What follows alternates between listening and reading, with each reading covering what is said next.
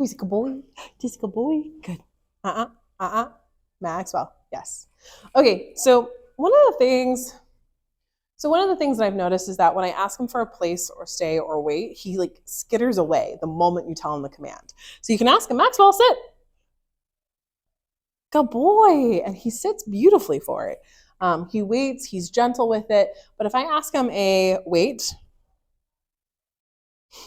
he like, no, I'm not going to do it. So I don't know if something happened or he's associating it with something negative.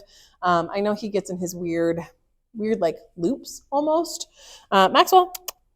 But when we work on facility dog stuff, what we want to be able to do is tell him like a hold, walk 20 yards, and then come back to him and then release. It's something that we do need to work on and have under his belt. So that way, if you're in your office, you ask him for Maxwell, I need you to stay in the office, you walk out, he's still going to stay in there. Okay, good boy. And he'll do the motions if I don't give it a cue or command to it. But I don't, it was a weird trigger that I've noticed, probably maybe last week. Good boy. Sit. Sit. Hey, sit. Good. No. Max. Good. Max. Hey, good.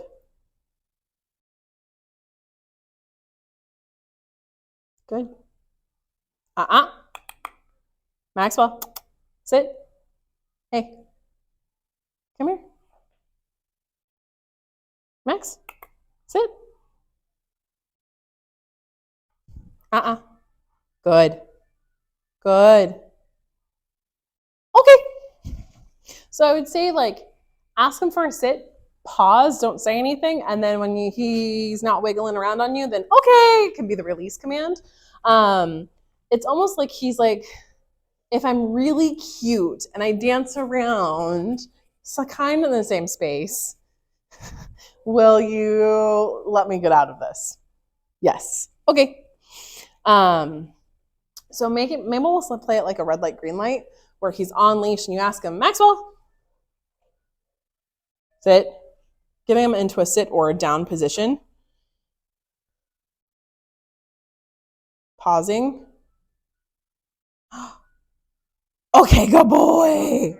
And then using okay and rewarding him as he's walking with you. I'm curious about the command itself and if you're having any issues with it. Come here. But can you just do a pause without it being an official commanded pause? Okay, good boy. Because he seems like he's happy. His ears are up, his tail's going. He's totally fine. But if I were to say, Maxwell, sit, place, it's immediate hard no from him. Hey. And just with how sometimes he gets weird on stuff, I don't want to, my gut is telling me not to really push it because then I'll burn the command out with him. Maxwell. And that's okay. We can shift gears on him. Good. No, sir. Maxwell, come here. Sit. Good. No, Maxwell, come here. Come here. Come on. Come on. Good.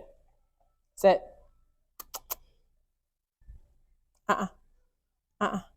Hey. Good. Okay, good boy. Yeah, just do the pause and release.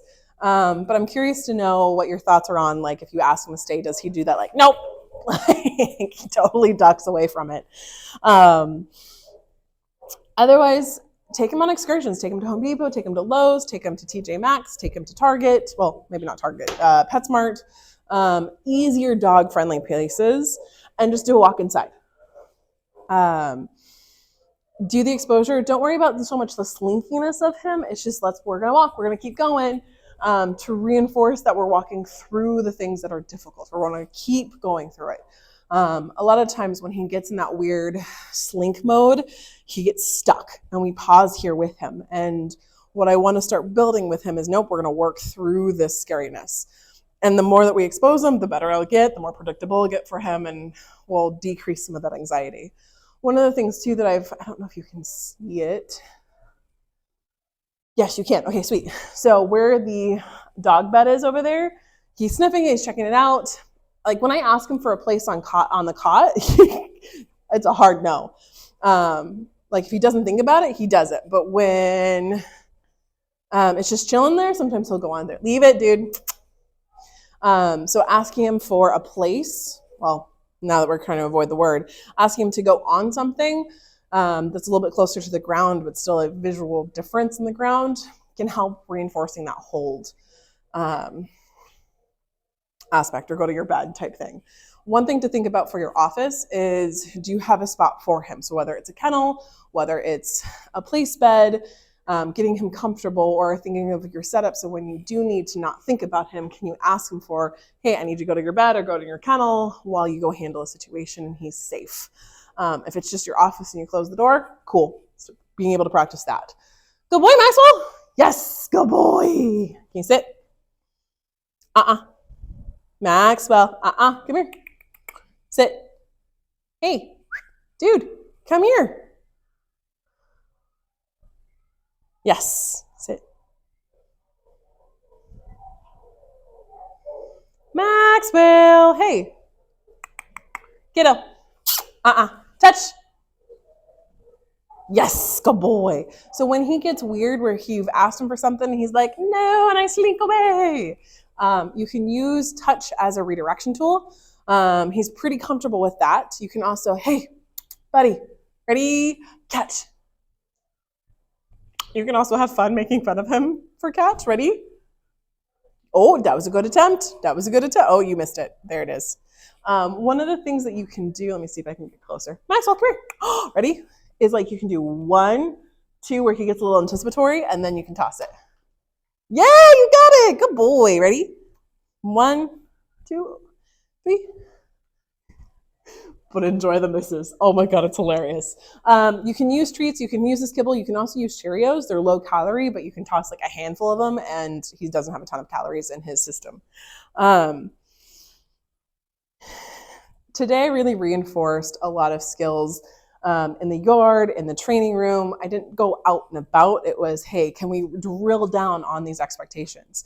Towards the end of the day, which is right now, he's burnt out. Like he's like, nah, I'm done. Nah, I'm not going to do this. You can kind of literally see him just, nope, we're going to go this way instead. And that's where, okay, we have a threshold of how long he can stay with us and how long he can work with us. And that's totally okay. We're going to build up to it. That's good boy. There's a good boy. Giving him rubs, giving him pat downs, where he gets to play with toys. Are you good with that? Is that too much? What's going on? Oh, thank you for that kiss. And always when I work with him, especially when he gets in those weird slinky modes, it's all about consent. So I've petted him, and then I pull my attention away from him. And it's like, hey, you good? Or do you want more? And then usually what ends up happening is this. Is that he like crawls into our lap and knocks you over because he's like, I want all the loves and all the attentions. But it's on his invitation, which helps build up his confidence, which helps build up that I'm respecting his space. As you have employees or coworkers that work with you, and especially if it's the first or second times meeting Maxwell, I know he's a little ham in your neighborhood, but if he gets nervous with some people, that's where you can say, we're going to give a pet, and then you can pull him away and say, good boy, and letting him have the choice of whether he wants to come up or not. That goes a really long way for dogs that feel comfortable and for dogs to build that confidence in the, especially if you're working on exposure. What are you doing? Oh, is that the spot? Oh my God, that's a whole body drop. Oh, your butt's still in the air, kid. I don't know if you're doing anything for allergies or some of the dandruff, but you can give him some coconut oil. I'd say a tablespoon in his food, or you can even take a tablespoon and rub it in his fur. That will help with some of the dandruff. Oh, goodness. Hey, dude. That will help with some of the dandruff. Oh, hi. Oh, my goodness. You're completely upside down. Hi. Really?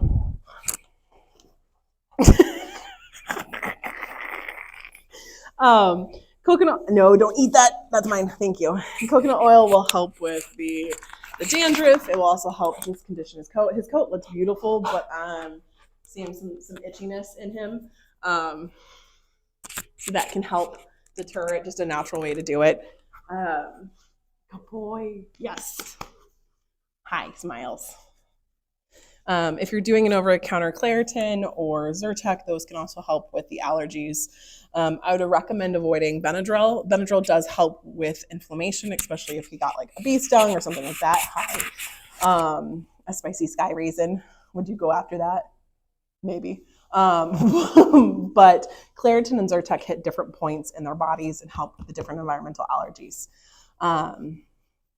But we worked on the lobby behaviors of getting love on people, also seeing other dogs and learning how to just settle, doing a lot of belt leash. Boy, howdy, a lot of that free shaping the leash commands and the recall. It's really been our focus the past couple times that we've done training, getting them out of the facility and just exposure practice. But today was also a day of, hey, let's drill down on our expectations. And he wasn't, kind of like a typical teenager, he wasn't a fan of the foundational aspect. He liked working, but he didn't like the foundational aspect of it. He'd rather do something with it. But have fun with him. Let me know if you have any questions. Yeah. Cool. Maxwell. So here's a little blooper from when we first started training this morning. Maxwell. You can see how excited he is. I record so much video that I try to pare down to such a shorter time frame. But I just wanted to share like a moment where he's just so excited to train. He lets me do like a face check on him. He had like some smudge on him. I don't know what it was. So I just gave him a little rub down and then he's like, woohoo, that's me. But it was just such a sweet moment with him. I wanted to share it.